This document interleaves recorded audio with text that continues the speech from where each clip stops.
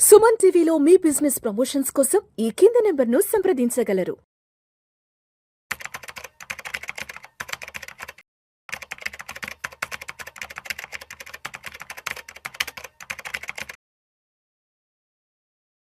నమస్తే, welcome to Suman TV. నేను విష్ణు. ప్రస్తుతం నాతో పాటు AMFI registered mutual fund distributor Bonigala Salman గారు ఉన్నారు. సార్తో మాట్లాడదాం. సాల్మన్ గారు నమస్తే సార్. నమస్తే అండి విష్ణు గారు. Sir welcome to Suman TV and welcome to Vishnu talks. Thank you అండి విష్ణు గారు. సాల్మన్ గారు, మీరు ఈ ఇన్వెస్ట్మెంట్స్ రంగంలో ఒక 10 సంవత్సరాల నుంచి ఉన్నారు. ఈ 10 సంవత్సరాలలో మీరు కొన్ని వందల మంది, కొన్ని వేల మందితో మాట్లాడుంటారు. మీకు కూడా ఎంతో క్లయింట్ బేస్ ఉందని కూడా విన్నాను. అదేవిధంగా మీరు కూడా ఎంతో మంది సక్సెస్ఫుల్ పీపుల్ని కలిసి ఉంటారు, వాళ్ళతో మాట్లాడుంటారు.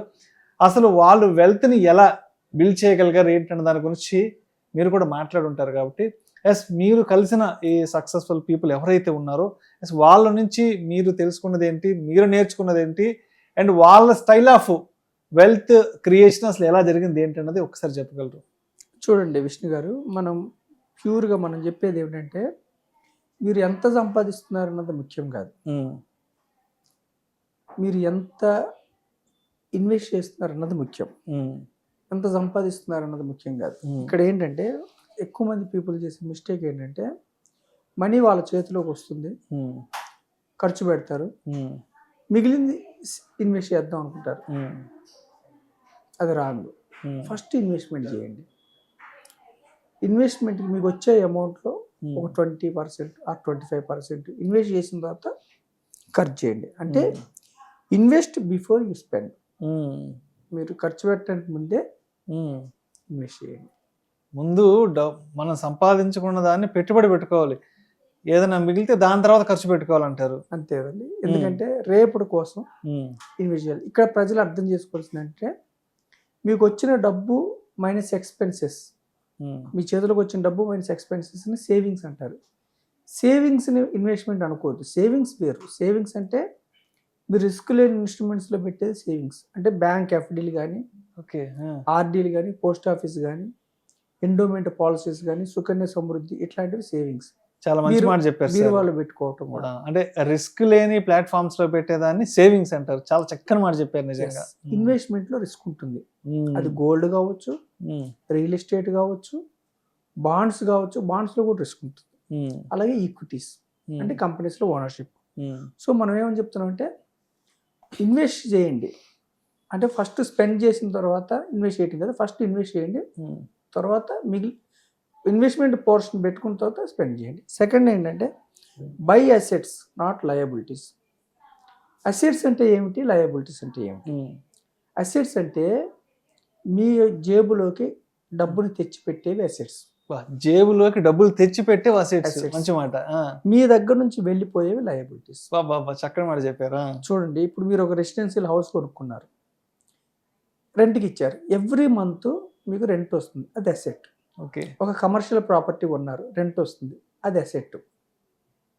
మీరు ఒక ఎఫ్డి వేసారు సపోజ్, ఎవ్రీ మంత్ మీకు వడ్డీ వస్తుంది, అసెట్. ఏమిటి liabilities?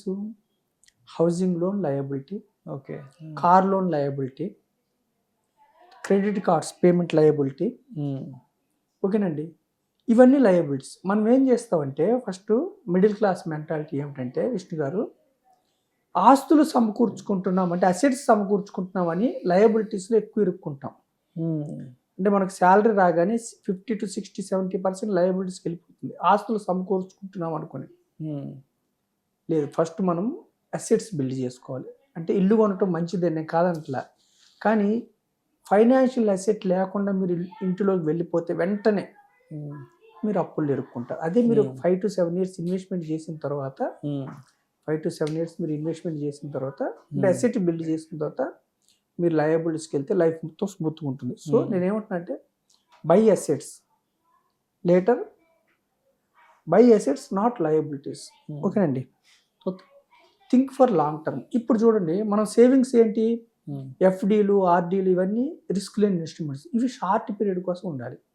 Investment should be always long term. మంచి మాట సార్. ఇప్పుడు మీరు స్థలం కొన్నారనుకోండి, రియల్ ఎస్టేట్ ప్రాపర్టీ, రోజు చూసుకుంటారా? 10 సంవత్సరాలు, 15, 20 ఏళ్ళు తరాలు కూడా ఉంటారు. రియల్ ఎస్టేట్స్ ఏమి కొన్నా మీరు తరాలు ఉంటారు, గోల్డ్ కొన్నా అంతే. ఓకేనండి. కొన్ని జనరేషన్స్ పక్కన కానీ ఉంటాయి కదా. ఈక్విటీస్ లో మాత్రం ఈ రోజు కొంటే రోజు చూసుకుంటూ ఉంటారు. ఈక్విటీస్ కూడా మనం ఏం చెప్తుంటే కంపెనీస్ లో ఓనర్షిప్ స్టాక్స్, ఇండివిజువల్ స్టాక్స్ కంటే కూడా you become a owner of economy. భారతదేశ ఎకానమీలో ఓనర్స్ అవ్వండి, గ్రోత్ స్టోరీలో ఓనర్స్ అవ్వండి. అంటే భారతదేశ ఎకానమీలో ఓనర్స్ అవ్వటం అంటే ఏమిటి? ఒక స్టాకు, 2 స్టాకులు, 3 స్టాకులు కొంటే ఆ స్టాక్ను ప్రేమించి ఆ స్టాక్స్లో ఓనర్షిప్ తీసుకుంటారు. అదే మీరు గంపగుత్తగా Sensex, Nifty 50, Nifty next 50, Nifty mid cap index, Nifty small cap index, లేదు వీటిని బెంచ్ మార్క్గా తీసుకున్న ఈక్విటీ మ్యూచువల్ ఫండ్స్, లేదు పిఎంఎస్, అంటే బంచ్ ఆఫ్ స్టాక్స్లో మీ డబ్బులు వెళ్తే డబ్బు జీరో కాదు. సో మనం ఏమంటున్నామంటే ఇన్వెస్ట్మెంట్ అది రియల్ ఎస్టేట్ కావచ్చు, ల్యాండ్స్ కావచ్చు, హౌసింగ్ ప్రాపర్టీస్ కావచ్చు, గోల్డ్ కావచ్చు, బాండ్స్ కావచ్చు, ఈక్విటీస్ కావచ్చు, లాంగ్ టర్మ్ కోసం మీరు థింక్ చేయండి. 4th వన్ ఏంటంటే ఇంక్రీజ్ యువర్ ఇన్కమ్. సపోజ్ 30,000 వచ్చే వ్యక్తి ఉన్నాడండి విష్ణు గారు, ఎంత చేయగలడు? మా చేస్తే ఒక 5,000, మా అయితే 10,000. 5-10,000తో కూడా ఈక్విటీస్లో అంటే ఎకానమీలో ఓనర్షిప్లో మిరాకిల్స్ చేయొచ్చు, పవర్ ఆఫ్ కాంపౌండ్. కాకపోతే సెకండ్ మీరు ఇంకొంచెం మీ యొక్క దీని మీద అంటే మీ యొక్క స్కిల్ మీద మీరు స్కిల్ అప్గ్రేడ్ చేసుకొని ఇన్కమ్ని ఇంక్రీజ్ చేస్తే మీరు దాన్ని ఇన్వెస్ట్మెంట్ చేసుకోవచ్చు.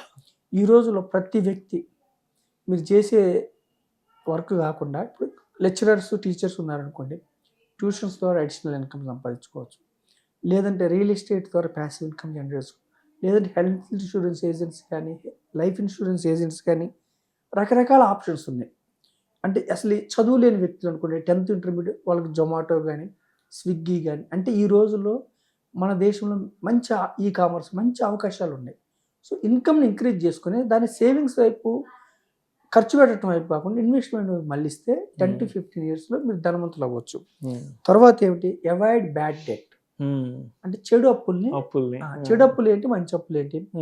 మీరు ఇన్వెస్ట్మెంట్ కోసం యూజ్ చేస్తున్నారు అనుకోండి, బిజినెస్ లోన్స్ తీసుకున్నారు అనుకోండి, అది మంచి అప్పులు. చెడు అప్పు ఏమిటంటే లగ్జరీ కోసం, షో ఆఫ్ కోసం, అంటే మన తాతకు మించి మన దగ్గర ఇన్కమ్ లేకపోయినా చుట్టుపక్కల వాళ్ళ దృష్టిలో మనం గొప్పగా కనపడాలని తాతకు మించి దీన్ని మళ్ళీ పే చేయాలని మర్చిపోయి పేమెంట్ వచ్చేటప్పటికి ఈ క్రెడిట్ కార్డ్ అప్పు, ఇంకో క్రెడిట్ కార్డ్, అంటే ఎప్పుడైతే మీ ఇన్కమ్ నుంచి అప్పుని కట్టలేకపోతున్నారో, మీరు చేసిన అప్పు ఇంకొకరి మీద డిపెండ్ అయ్యి అప్పు తీసుకుంటే కానీ అప్పు కట్టలేకపోతున్నారు, అది బ్యాడ్ డెట్స్.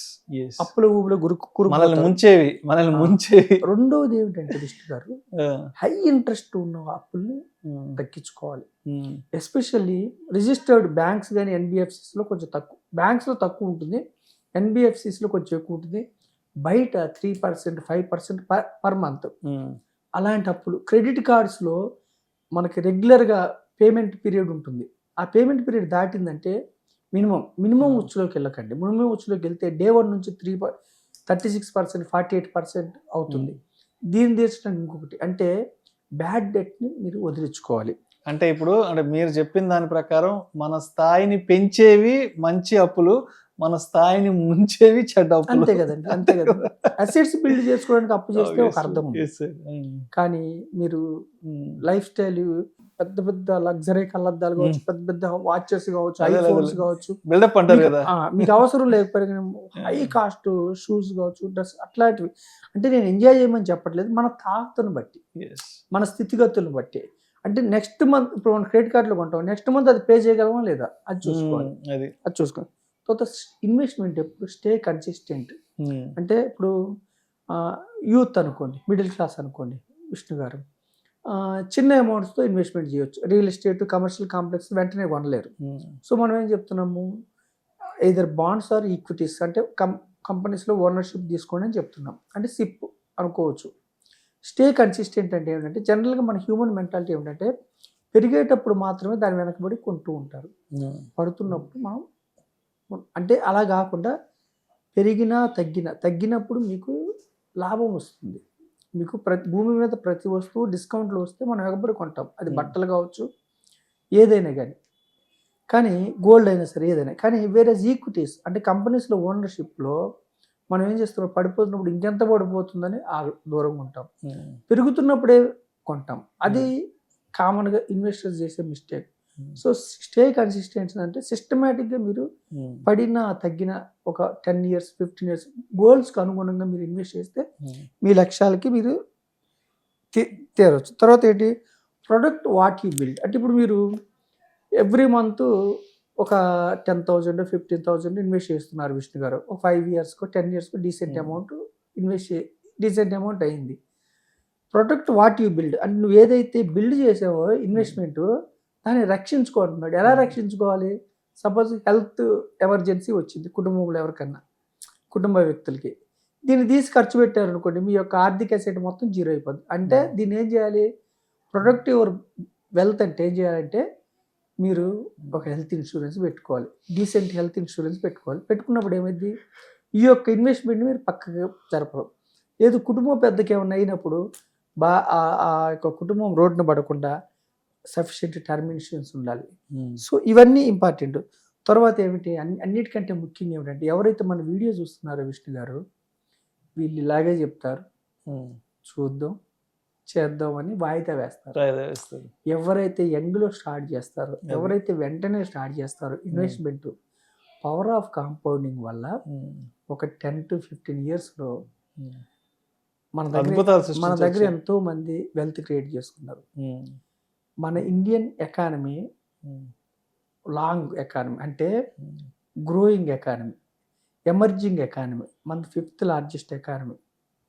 ఓకేనండి, కొన్ని రోజులు 4th, కొన్ని రోజులు 5th అలా వస్తున్నాం. మన ముందు అమెరికా, చైనా, జర్మనీ, జపాన్ ఇవి మాత్రమే. మనకున్న biggest advantage highest population 140 crore people. మన దేశం ఖర్చు పెట్టినట్టు ఎవరు ఖర్చు పెట్టలేరు, అంత పాపులేషన్. ఇంకొక అడ్వాంటేజ్ ఏమిటంటే జెన్ జెడ్ యూత్, అంటే youth 29 years average age youth 70% people ఉన్నారు మన దేశంలో. ఈ 96, 97 తర్వాత పుట్టిన ఇప్పుడు జెన్జీ కిడ్స్. ఏ దేశం కూడా ఇంత యంగ్ కంట్రీ లేదు. అంటే యంగ్ ఉంటే ఏమిటి మీకు అడ్వాంటేజ్ అంటే వీళ్ళు నెక్స్ట్ 25-30 years పని చేస్తారు, అంటే జాబ్ చేస్తారు, బిజినెస్ చేస్తారు, ఎకానమీ బూస్ట్ అవుతుంది, సంపాదించుకుంటారు. ఇండిపెండెంట్ పీపుల్, డిపెండెంట్ కాదు, డిపెండెంట్ తక్కువ. చూసాం కదా ఇప్పుడు జెన్జీ కిడ్స్ దేశ రాజకీయాలను గడగడలాడిస్తున్నారు. సో మన యొక్క పర్ క్యాపిటల్ ఇన్కమ్ ఈ రోజు కూడా $2,500 ప్రయాణమే. ఇంకా చాలా పెరగాల్సింది ఉంది. ఈ రోజు కూడా అన్ని కుటుంబాలకి కార్లు లేవు, అంటే కార్ల పెనిట్రేషన్ ఇంకా చాలా బూస్ట్ అవుతుంది. అన్ని ఇళ్ళకి ఏసీలు లేవు. అంటే మన దేశం ఖర్చు next 2025 Viksit Bharat manufacturing hub కాబోతుంది. సో ఈ టైంలో మీరు ఎవరైతే గ్రూప్ ఆఫ్ కంపెనీస్లో ఇన్వెస్ట్మెంట్స్లో మీరు ఓనర్స్గా ఉంటారో, ఇన్వెస్ట్మెంట్ చేసుకుంటారో, real estate also good investment. కాకపోతే ఏంటంటే ఫస్ట్ ఫైనాన్షియల్ అసెట్ బిల్డ్ చేసుకుంటే లే ఆఫ్ అయినప్పుడు మనం చూస్తున్నాం ఐటీలో లే ఆఫ్ అయినప్పుడు మీరు రోడ్డున పడకుండా డీసెంట్గా మీరు రిటర్న్ సంపాదించుకోవచ్చు. సో ఈ పాయింట్స్ని మీరు దృష్టిలో పెట్టుకొని ఓకేనండి, ఫస్ట్ ఇన్వెస్ట్ చేసాక స్పెండ్ చేయండి, అసెట్స్ని బిల్డ్ చేయండి, లయబిలిటీస్ కాదు, కన్సిస్టెన్సీ లాంగ్ టర్మ్ ఉండండి. ఓకేనండి, తర్వాత ప్రొటెక్ట్ యువర్ ఇన్వెస్ట్మెంట్ అంటే టర్మ్ ఇన్సూరెన్స్, హెల్త్ ఇన్సూరెన్స్ ఉంచుకోండి. ఎన్ని పాయింట్స్ని మీరు మనసులో పెట్టుకుని ప్రజల ముందుకు వెళ్ళమని మీ ద్వారా నేను ప్రజలు. Right sir, thank you sir, thank you so much Salman గారు. అంటే సంపదను సృష్టించుకోవడానికి మన వైపు నుంచి మంచి మంచి ఆలోచనలు, చిన్న చిన్న ఆలోచనలు మనం ఏ విధంగా ఇంప్లిమెంట్ చేసుకోవచ్చు, ఇలా ఎగ్జిక్యూట్ చేసుకోవచ్చు అన్న దాని గురించి అండ్ అంటే మీ అనుభవాన్ని మొత్తం క్రోడీకరించి ఎంతో సక్సెస్ఫుల్ పీపుల్ మీరు కలిశారు కాబట్టి వాళ్ళ నుంచి కూడా కొన్ని మంచి విషయాలను గ్రహించి చాలా మంచి విషయాలు మన ఆడియన్స్కి తెలియజేశారు. అండ్ అదేవిధంగా ఇందాక ఒక మంచి విషయం కూడా చెప్పారు, అసలు గుడ్ డెట్స్ ఏంటి, బ్యాడ్ డెట్, మంచి అప్పులు చెడ్డ అప్పులు ఏంటి, ఏ అప్పుతో అంటే మంచి అప్పులతో మన స్థాయి ఎలా పెరుగుతుంది, చెడ్డ అప్పులతో మన స్థాయి ఎలా దిగిపోతుంది అన్నది చాలా చక్కగా చెప్పారు sir. Thank you so much Salman గారు. థ్యాంక్ యూ విష్ణు గారు.